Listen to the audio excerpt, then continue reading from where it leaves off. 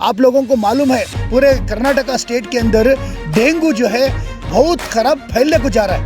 ये डेंगू इतनी खतरनाक बीमारी हमें क्या समझती, सबसे खतरनाक चीज़ हमें किंग कोबरा समझती। किंग कोबरा नवे दुनिया के अंदर अगर सबसे ज़्यादा मौतें हो रही हो तो वो मच्छर और ढांस से होती। सो ये ढांस पैदा होने का रीज़न इस क्या कहते हो, हमारे घरों के पास का कचरा। आप लोगों से मेरी ख़ास गुजारिश है, आप लोग देखो कम से कम अपने बच्चों का ख्याल करें, अपने चाहने वालों का ख्याल करके जो है ये कचरे को डालने की फिज़ा जो है बिल्कुल ख़त्म करें। कि देखो तुम्हारे घर के पास आ रहा ऑटो, घर के पास गाड़ी आ रही है, तुम्हें सुबह उठ को जो है मेहरबानी से कचरा जो है वहाँ पर देने की एक फिज़ा बनाओ। ನನ್ನ ಹೆಸರು ನಾಜಿಯಾ ಅಂತ, ಎನ್ವೈರ್ನ್ಮೆಂಟ್ ಇಂಜಿನಿಯರ್ ನಾನು ಝೋನ್ 8ಅಲ್ಲಿ. ಇದು ನಮ್ಮ ಟೀಮ್ ಅವರು ಇದು ಏನೋ ಹೊಸ ಇನಿಷಿಯೇಟಿವ್ ಮಾಡ್ತಾ ಇದ್ದಾರೆ. ಮಾನ್ಯ ಆಯುಕ್ತರ ಆದೇಶದ ಮೇರೆಗೆ ನಾವಿದು ಇನಿಷಿಯೇಟಿವ್ ತಗೊಂಡಿದ್ದೀವಿ. ಏನಂದರೆ ಈ ಥರ ಎಲ್ಲೆಲ್ಲಿ ಕಸ ಹಾಕ್ತಾರೆ ಇದನ್ನು ಬ್ಲ್ಯಾಕ್ ಸ್ಪಾಟ್ಸ್ ಅಂತ ಹೇಳ್ತೀವಿ. ಈ ಕಸ ಹಾಕೋ ಪಾಯಿಂಟ್ಸನ್ನು ಕಂಪ್ಲೀಟಾಗಿ ಇರಾಡಿಕೇಟ್ ಮಾಡೋದು ನಮ್ಮದು ಒಂದು ಗೋಲ್ ಇದೆ.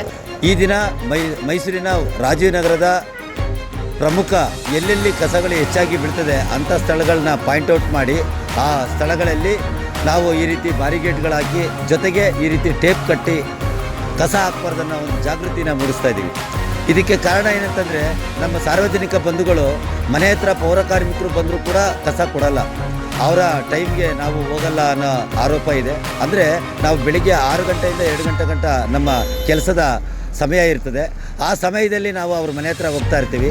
ನಮ್ಮ ಸಾರ್ವಜನಿಕ ಬಂಧುಗಳು ಅವರ ಸಮಯಕ್ಕೆ ಬೆಳಿಗ್ಗೆ ಎದ್ದು ಕಸ ಕೊಡೋವಂಥ ಸಂದರ್ಭ ಮುಂದುವರೆದ ಭಾಗವಾಗಿ ಅವ್ರ ಎದ್ದೋಳೋ ಟೈಮ್ಗೆ ನಾವು ಹೋಗೋಕ್ಕೆ ಆಗಲ್ಲ. ನಮ್ಮ ಸಮಯ ಏನಿರುತ್ತೆ ಆ ಸಮಯಕ್ಕೆ ಹೋಗುವಾಗ ಸಾರ್ವಜನಿಕ ಬಂಧುಗಳು ಸಹಕರಿಸ್ತಾ ಇಲ್ಲ. ನನ್ನ ಹೆಸರು ನಾಜಿಯಾ ಅಂತ, ಎನ್ವೈರ್ನ್ಮೆಂಟ್ ಇಂಜಿನಿಯರ್ ನಾನು ಝೋನ್ 8ಅಲ್ಲಿ. ಇದು ನಮ್ಮ ಟೀಮ್ ಅವರು ಇದು ಏನೋ ಹೊಸ ಇನಿಷಿಯೇಟಿವ್ ಮಾಡ್ತಾ ಇದ್ದಾರೆ. ಮಾನ್ಯ ಆಯುಕ್ತರ ಆದೇಶದ ಮೇರೆಗೆ ನಾವಿದು ಇನಿಷಿಯೇಟಿವ್ ತಗೊಂಡಿದ್ದೀವಿ. ಏನಂದರೆ ಈ ಥರ ಎಲ್ಲೆಲ್ಲಿ ಕಸ ಹಾಕ್ತಾರೆ ಇದನ್ನು ಬ್ಲ್ಯಾಕ್ ಸ್ಪಾಟ್ಸ್ ಅಂತ ಹೇಳ್ತೀವಿ. ಈ ಕಸ ಹಾಕೋ ಪಾಯಿಂಟ್ಸನ್ನು ಕಂಪ್ಲೀಟಾಗಿ ಇರಾಡಿಕೇಟ್ ಮಾಡೋದು ನಮ್ಮದು ಒಂದು ಗೋಲ್ ಇದೆ. ಎವ್ರಿ ಡೇ ಮನೆಗೆ ಆಟೋ ಟಿಪ್ಪರ್ಸ್ ಹೋದ್ರೂ ಕೂಡ ಪ್ರತಿಯೊಬ್ಬರು ಮನೆಗೆ ಆಟೋ ಟಿಪ್ಪರ್ಸ್ಗೆ ಕಸ ಕೊಡ್ತಾ ಇಲ್ಲ. ಅಲ್ಲಿ ಇಲ್ಲಿ ತಂದು ಬಿಸಾಕೋದು, ನ್ಯೂಸೆನ್ಸ್ ಕ್ರಿಯೇಟ್ ಮಾಡೋದು, ಈ ಥರ ಎಲ್ಲ ಮಾಡ್ತಾ ಇದ್ದಾರೆ. ಸೊ ನಾವೀಗ ಏನು ಮಾಡಿದ್ವಿ ಅಂದರೆ ಇಲ್ಲೇ ಪಕ್ಕದಲ್ಲಿ ಒಂದು ಮಸೀದಿ ಇದೆ, ಆ ಮಸೀದಿ ಅವ್ರ ಜೊತೆನೂ ಮಾತಾಡಿ, ಮ್ಯಾನೇಜ್ಮೆಂಟ್ ಅವ್ರ ಜೊತೆ ಮಾತಾಡಿ ಇಲ್ಲಿ ಕಸ ಹಾಕಬಾರ್ದು ಅಂತ ನೀವು ಅನೌನ್ಸ್ ಮಾಡಿ ಅಂತ ಹೇಳಿದ್ದೀವಿ. ನಾಳೆ ಫ್ರೈಡೇ ಇರೋದ್ರಿಂದ ಫ್ರೈಡೇ ಪ್ರೇಯರ್ ಆದಮೇಲೆ ಅವರು ಅನೌನ್ಸ್ ಮಾಡ್ತಾರೆ ಅದನ್ನು. ಪ್ಲಸ್ ನಮ್ಮದು ಇಲ್ಲಿ ಜನರ ಸಹಕಾರನೂ ಬೇಕು. ಈ ಥರ ಮಾಡಿ ನಾವು ಟೇಪ್ ಎಲ್ಲ ಕಟ್ಟಿಸಿ ಒಂದು ಇನಿಷಿಯೇಟಿವ್ ತಗೊಂಡಿದ್ದೀವಿ. ಇದಕ್ಕೆ ನಿಮ್ಮ ಸಹಕಾರ, ಜನರ ಸಹಕಾರ ಎಲ್ಲ ಬೇಕು. ಇದನ್ನು ಇರಾಡಿಕೇಟ್ ಮಾಡಿ ನಾವು ಫುಲ್ ನೀಟಾಗಿ ಮಾಡ್ತಾ ಇದ್ದೀವಿ. अस्सलाम वालेकुम रहमतुल्लाहि बरकातुहू। मैं एडवोकेट मुदस्सर अली ख़ान। आज जो है हमें ये खैरुल वला मस्जिद के क़रीब में जो एक स्टॉर्म वाटर ड्रेन के पास, जहाँ पर लास्ट टाइम भी हमें एक वीडियो बनाए थे यहाँ से, ये जो है एमसीसी का एक क्लीनलीनेस ड्राइव का एक पार्ट है।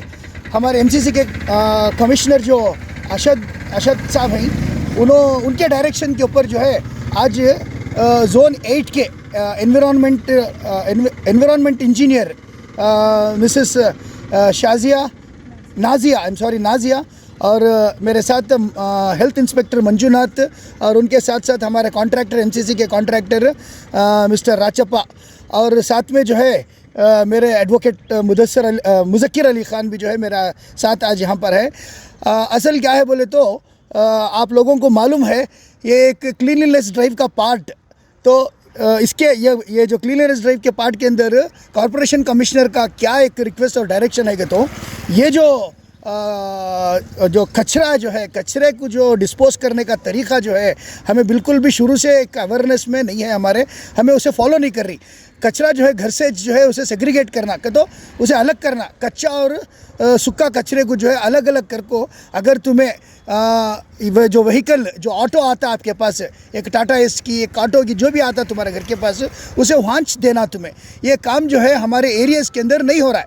ये नहीं हो रहा है, सो उसका एक बहुत बड़ा एक रिपरकेशन क्या हो रहा है कि तो ऐसे पॉइंट्स के पास जहाँ पर वेकेंट साइट्स हैं और ये तुम्हारे क्या बोलती हैं वेकेंट साइट्स और ये स्टॉर्म वाटर ड्रेन के पास में जो खाली जगह है वहाँ पर जो है लाखों जो है कचरे को डाल रही जो है, जिससे जो है देखो आप लोगों को मालूम है पूरे कर्नाटका स्टेट के अंदर डेंगू जो है बहुत ख़राब फैलने को जा रहा है।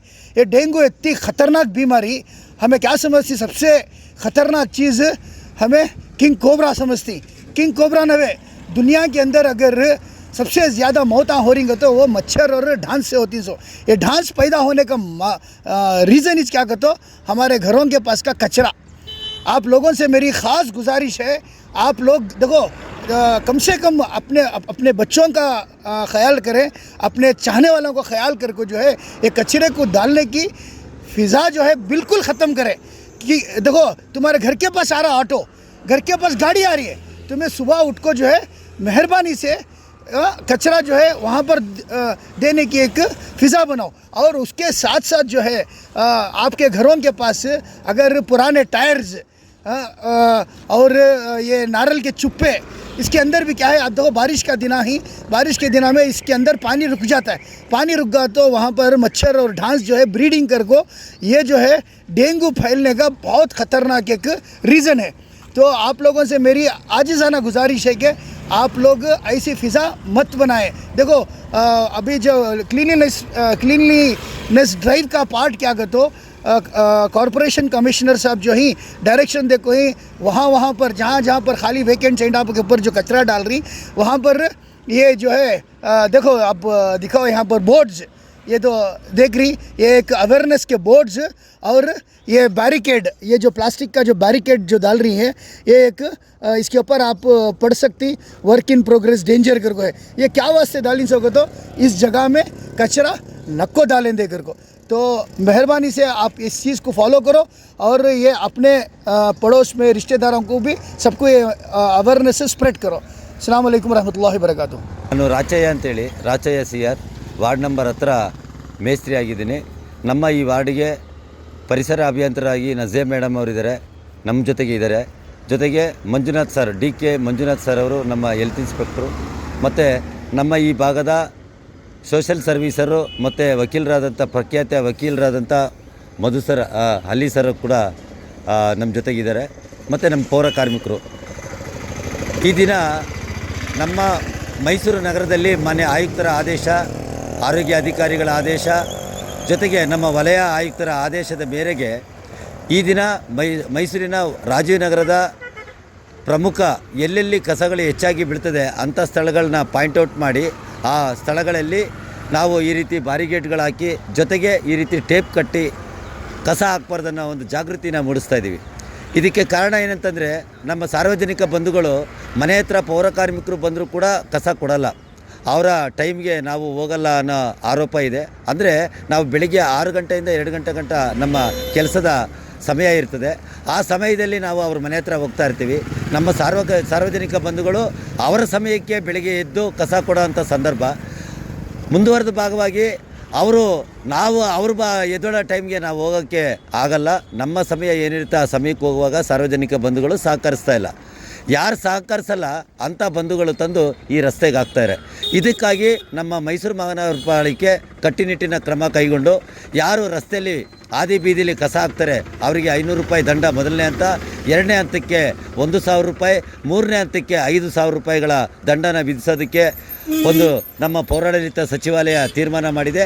ಅದರಂತೆ ಈಗ ಮೈಸೂರು ನಗರದಲ್ಲಿ ಮಾನ್ಯ ಆಯುಕ್ತರು ವಿಶೇಷ ಸಭೆಯನ್ನು ಕರೆದು ಎಲ್ಲರಿಗೂ ಜಾಗೃತಿ ಮಾಡಿಸಲಿಕ್ಕೆ ಅಧಿಕಾರಿ ವರ್ಗದ ಮಟ್ಟದಲ್ಲಿ ಸಭೆ ಮಾಡಿ ಇವತ್ತು ಪತ್ರಿಕಾ ಜಾಹೀರಾತು ಕೂಡ ಕೊಟ್ಟಿದ್ದಾರೆ.